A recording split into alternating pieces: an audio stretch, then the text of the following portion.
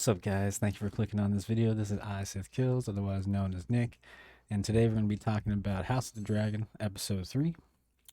There's going to be some spoilers, so if you haven't watched it, fair warning.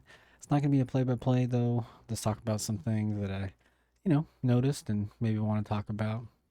It's nothing really I didn't like about the episode, except that maybe a little bit more screen time with Matt Smith, but a lot of the other characters did shine in the episode for this one. Um, I noticed that Millie Alcock character, Rhaenyra, she played the character a lot different this episode. Um, the previous episode, she was just kind of like full of curiosity. She was best friends with Alicent, and you kind of saw like the girlish side of her. And in this episode, she's a little bit more different. This episode actually takes 3 years in the future, so she's a little bit more refined as far as her attitude. And I guess in this episode, she hasn't really been talking to her father much.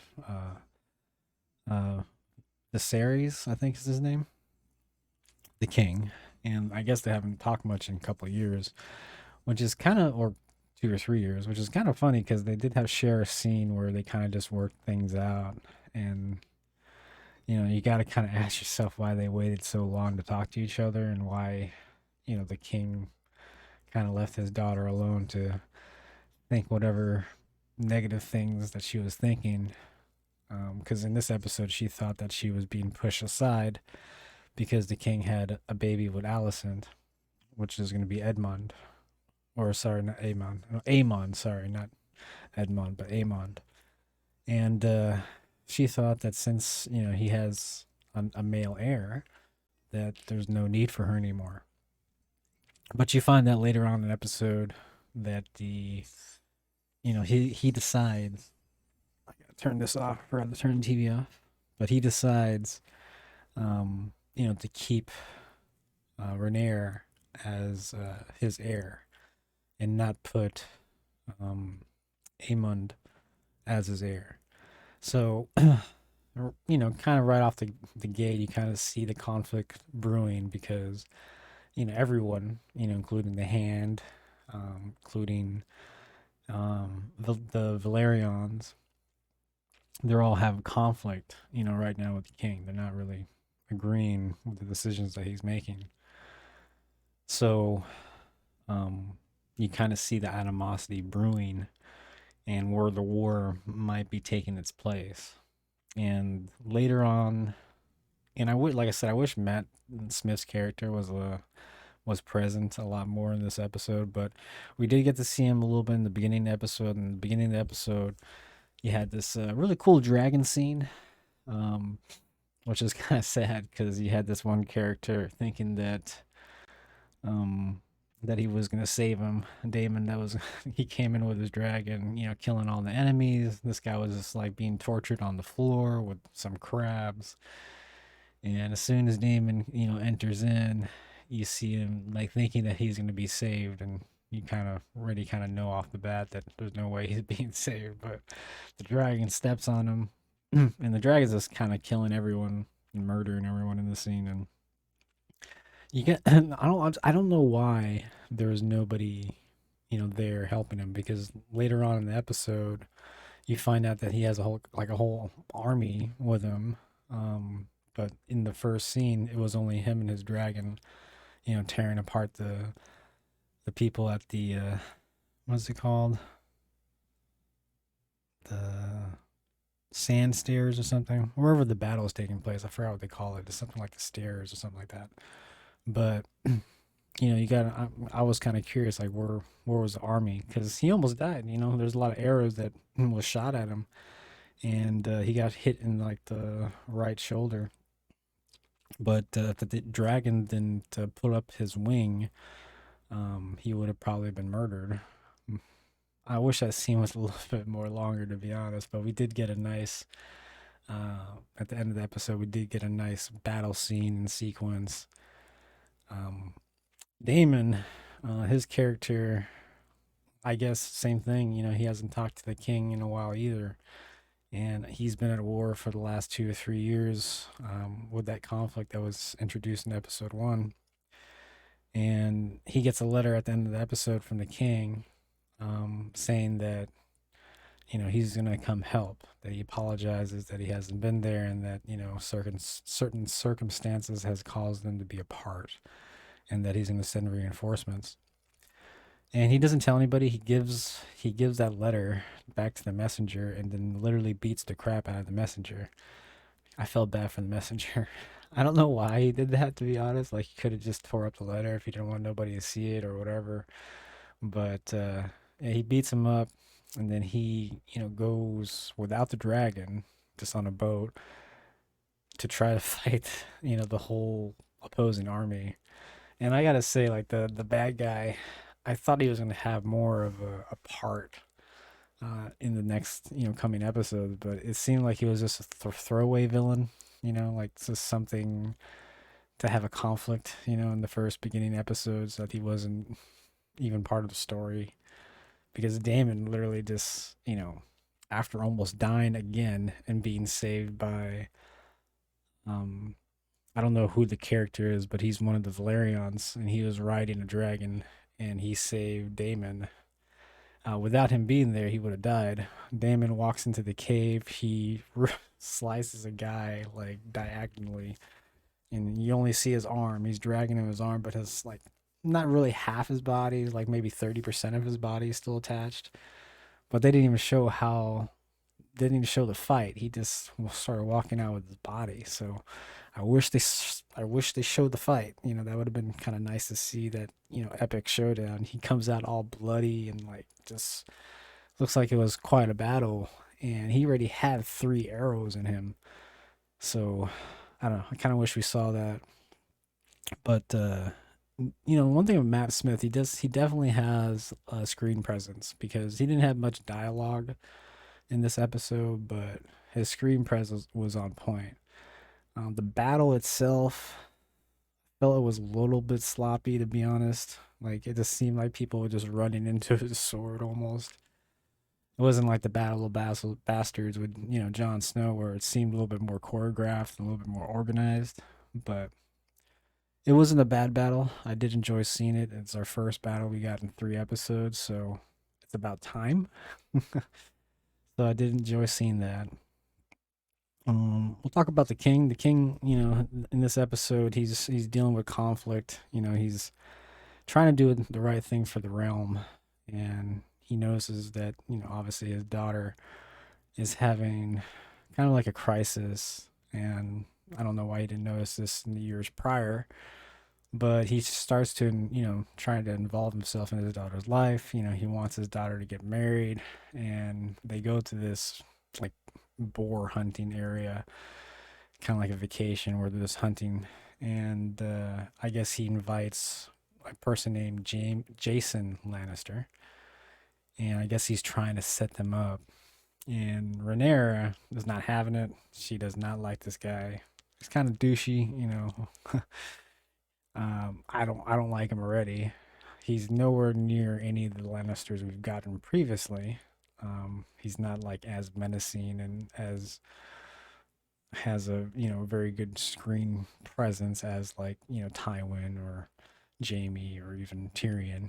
But we'll see. Maybe his character will be a little bit more developed later on. But we did get introduced to our first Lannister, and Rhaenyra doesn't want to marry her, and she or marry him, and she shares that very vividly with the king.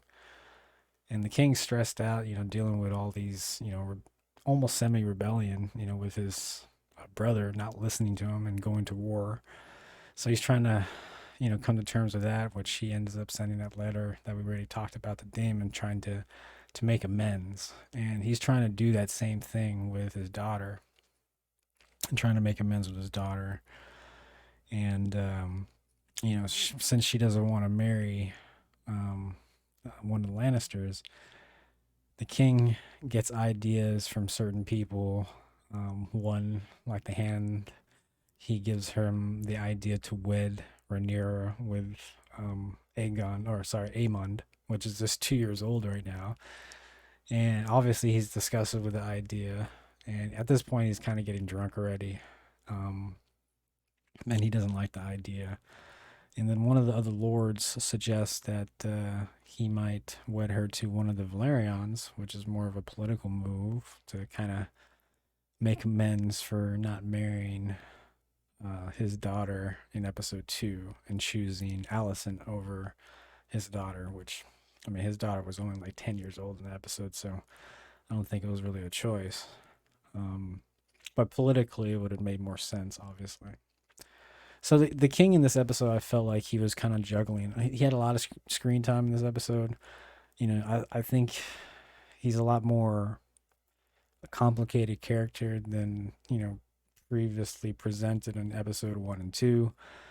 I mean, he kind of has, he just wants to do what's right. He might have made them. I mean, he feels horrible guilt over what he chose to do with his wife and his baby, and he mentions that he's trying to make amends. Like his way of making amends is making Rhaenyra, or was making Rhaenyra, his heir.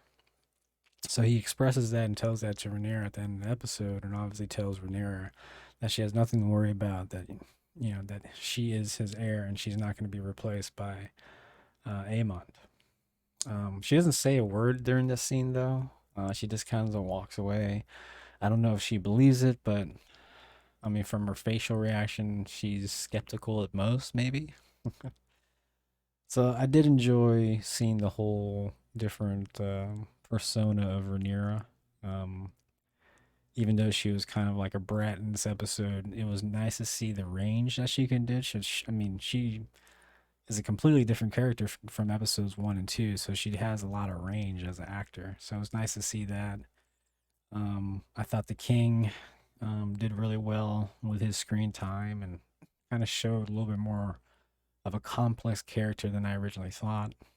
You know, so I'm almost about to care for the guy. Like I kind of feel for him. Like he's just trying to do what's best for his daughter, his family, his wife. He feels remorse for what he did for him. His ex-wife. Um, dying at birth and choosing to cut her open without telling her.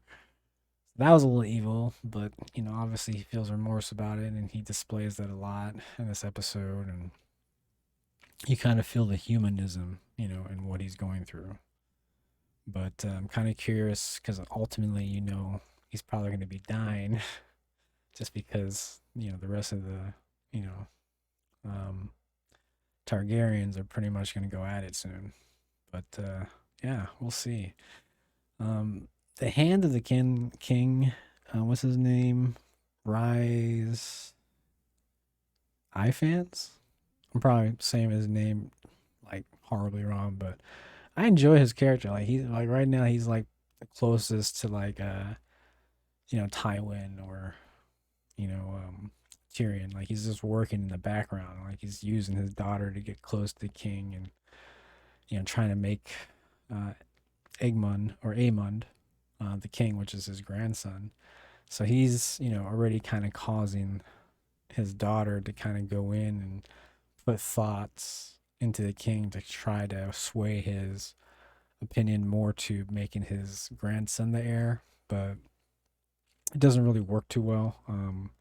I think Alicent really doesn't want that either. I mean, she mentions in the episode that she wants Rhaenyra to be queen. She thinks that Rhaenyra is going to be a good queen, but they have animosity in this episode. Like Rhaenyra, it's not really giving Alicent a chance. Alicent tries to talk to her a few times in this episode and showed Rhaenyra that she is on her side in a bunch of situations, but she didn't really respond too well for it. But I'm very curious. I'm very curious where this season is going to go. Um, I would like to see a little bit more, conflict and brewing. I understand they're setting up a lot of stuff, but it still kind of feels a little slow.